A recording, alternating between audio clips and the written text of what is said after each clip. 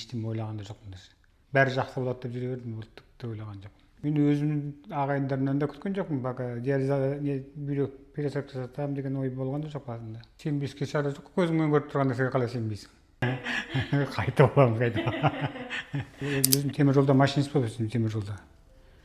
Соның анализін кейде бір қан болып қалды дейді, білмеймін. Соның УЗИ почка түсті, бәрі жақсы дейді. Соны жүре бердім, бірақ 17-ші жылдан бері.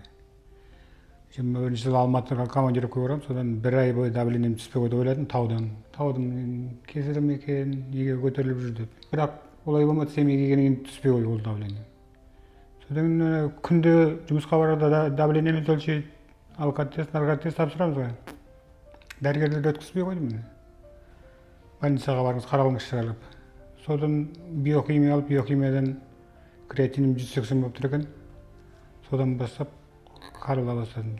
25-тің декабрінен бастап вообще уже тамақ ішуімде қиындап, ұйқымда дұрыс болмай, слабость бола бастадым. Креатинім 400-тен асқаннан кейін. Соң диализге түстім.